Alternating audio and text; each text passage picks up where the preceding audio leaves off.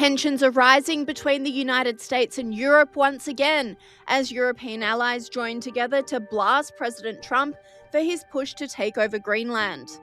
The renewed opposition came after President Trump posted on Truth Social that he will put a tariff on the European nations that don't support his takeover of Greenland.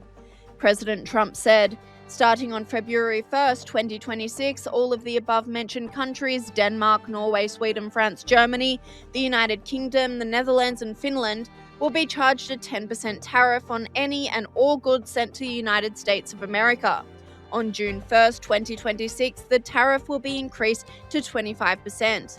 This tariff will be due and payable until such time as a deal is reached for the complete and total purchase of Greenland. Prime Minister of the UK, Keir Starmer, hit back at Trump's tariff threat, saying, "Our position on Greenland is very clear. It is part of the Kingdom of Denmark and its future is a matter of the Greenlanders and the Danes. We have also made it clear that Arctic security matters for the whole of NATO and allies should all do more together to address the threat from Russia across different parts of the Arctic. Applying tariffs on allies for pursuing the collective security of NATO allies is completely wrong. We will of course be pursuing this directly with the US administration." And France's President Macron agrees, holding an emergency meeting with NATO allies in Brussels on Sunday night, where he urged member nations to activate the bloc's trade bazooka to restrict US firms' access to the single market in response to the threats, according to The Telegraph. Canadian Prime Minister Mark Carney doubled down, throwing Canada's support behind Denmark's ownership of Greenland. The future of Greenland is a decision for Greenland and for the Kingdom of Denmark. We are NATO partners with Denmark, and so our full partnership stands. Our obligations on Article 5, Article 2 of NATO stand, and we stand full square behind those. And surprisingly, Trump ally Giorgia Meloni made a rare criticism of the US president, saying his tariffs are a mistake. Volevo dirvi che la previsione di un aumento dei dazi nei confronti di quelle nazioni che hanno scelto di contribuire alla sicurezza della Groenlandia, secondo me è un errore e ovviamente non la condivido.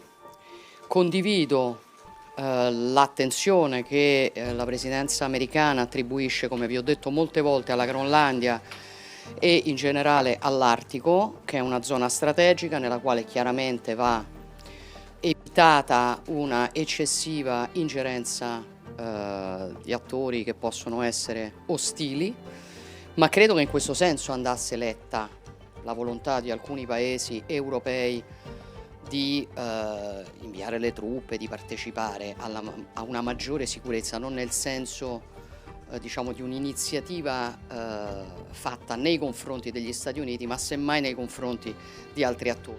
But not everyone is against Trump. GB News guest Paul Dudridge gives NATO nations a reality check. The United Kingdom are amongst the nations that are going to be tariffed by President Trump over Greenland. So we'll give away the Chagos Islands and hand over like £3 billion when that's ours, but we will apparently injure ourselves, or yourselves now, sorry, I've turned coat. You will damage yourself to stick up for a territory that, as your commentator pointed out earlier, left the EU. They were the first people to leave the EU, Greenland, and Trump wants to buy Greenland. He's not talking about anything other than I'll buy it. They bought Alaska. They bought, obviously, Louisiana, the Louisiana Purchase. There's a long history of buying territories for the United States to secure its borders. Look at a map. Look where Greenland is, and look at everybody's apparently like worried about Russian expansion, Chinese expansion. But gosh, if America even suggests that it should protect itself, then these minnows come and complain. It's like these people are not allies to the US. They are dependents on the US. Denmark has got like a $400 million annual trade deficit. It gets $400 million more from the US than it buys from the US.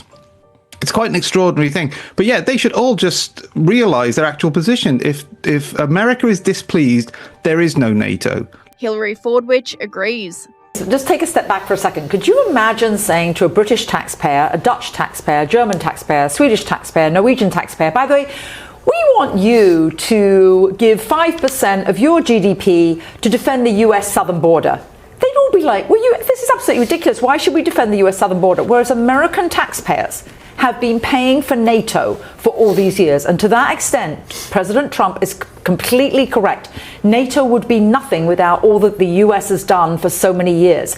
And I will say that Denmark isn't capable of defending Greenland. They really aren't. And with all those rare earth minerals, with the now impending threat from China, the impending threat from Russia, you do know that they don't have the icebreakers that they need. You do know that the Russians have them, that the Chinese have them. I think this is definitely, it's national security for the West, and basically the US is NATO. And I think that it's a great pity that European nations that have been heavily subsidized and protected by the US for so many years don't appreciate and see this as a massive Western issue, not just a US issue.